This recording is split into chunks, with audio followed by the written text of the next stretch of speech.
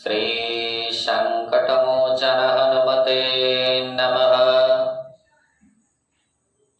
आइए छठ महापर्व जो कार्तिक मास के शुक्ल पक्ष की षष्ठी तिथि को मनाई जाती है, इस महाव्रत के विषय में धार्मिक ग्रंथों के अनुसार छठी मैया का महाव्रत व्रतियों द्वारा की जाती है।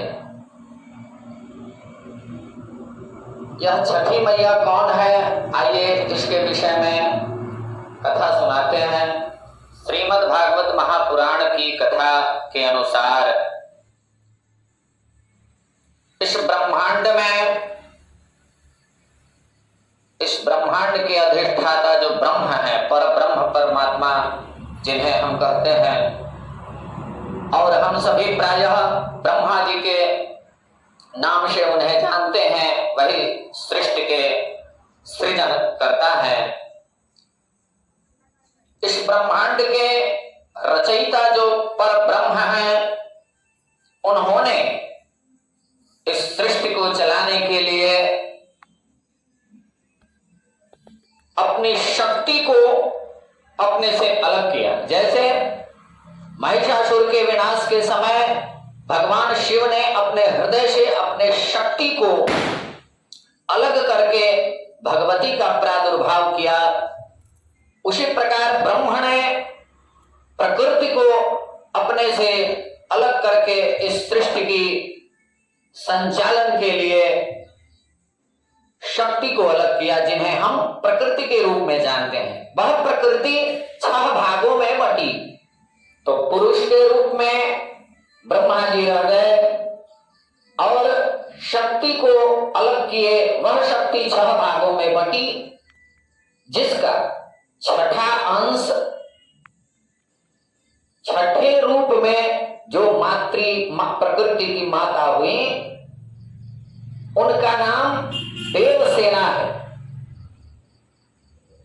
देवसेना हमारे कर्मकांड के विषय में जितने भी आचार्य गण हैं, षोडश मातृका की पूजा कराते हैं, उसमें देवसेना, स्वधा, स्वाहा, मातरो, लोक मातरा इत्यादि पढ़ाकर भी करते हैं। देवसेना नाम की जो प्रकृति रूपा माता है, वही प्रकृति के 6 भागों में बटी हुई शक्तियों के छठे रूप का अंश हैं, इसलिए उन्हें माता छठी कहा जाता है। षष्ठी और छठी एक ही शब्द है। यह षष्ठी तिथि को यह व्रत मनाई जाती है, इसलिए कोई इसे षष्ठी भी कहा करते हैं, रवि षष्ठी व्रत भी कहा करते हैं, लेकिन यह छठी मैया के नाम से प्रसिद्ध है। इनका विवाह स्वामी कार्तिकेय भगवान से संपन्न हुआ। ये महादेव की वधू भी है। यह पर्व कब से प्रारंभ हुआ? आदिकाल में एक प्रियंबद नाम का राजा था, जिसे संतान नहीं हो रही थी। उनके गुरु कश्यप थे। ऋषिवर कश्यप ने उन्हें पुत्रेष्ठी यज्ञ का यजमान बनाकर पुत्रेष्ठी यज्ञ कराया, और पुत्रेष्ठी यज्ञ से राजा प्रियंबद को एक सुंदर सा पुत्र उत्पन्न तो हुआ, परंतु वह मृत बालक के अवस्था में उत्पन्न हुआ। वह बालक गर्भ में ही मृत्यु को प्राप्त हुआ था। मृत्यु होने के पश्चात उसका जन्म हुआ। यह देखकर प्रियंबद राजा को बड़ा आश्चर्य हुआ, और वह सनातन धर्म से विमुख होने का निश्चय लिया, और धर्मशास्त्रों पर, यज्ञ आदि कर्मों पर राजा प्रियंबद का विश्वास भ्रमित होने लगा। तब देवसेना नाम की छठी माता प्रकट होकर इस महाछठ व्रत का विधि बताते हुए माता ने कहा कि यह व्रत तुम करो, इससे तुम्हें पुत्र की उत्पत्ति होगी।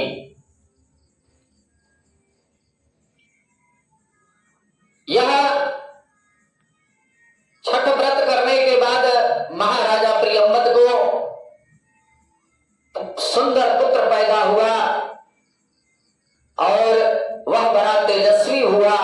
उसके बाद अनादिकाल तक उनके वंशों की वृद्धि होती गई। यही व्रत महाभारत काल में अभिमन्यु की पत्नी उत्तरा के गर्भ में पल रहे बालक को अश्वत्थामा द्वारा अमोघ बाण से वध कर दिया गया। और उस समय अभिमन्यु का वंश समाप्त होने की अवस्था में थी। उस समय भगवान श्री कृष्ण ने उत्तरा से यही व्रत कराया, जिसके प्रभाव से, जिसके आशीर्वाद से पुत्र प्राप्त हुआ और उनके वंश आज तक इस धरातल पर सुख समृद्धि के साथ व्यतीत हो रहे हैं। यही जब भगवान श्री कृष्ण ने इस व्रत की व्याख्या की, तब से इस पृथ्वी लोक में इस व्रत के विषय में भक्तगण जानने लगे और इस व्रत को प्रारंभ किया। यह महाव्रत लगभग 30 से 36 घंटे तक निर्जला रहकर इस व्रत की साधना की जाती है। इस व्रत में चतुर्थी तिथि में सूर्योदय होने के बाद स्नान आदि कर्म, जिसे नहाए खाए कहते हैं, उसके कल होकर पंचमी तिथि को खरना किया जाता है।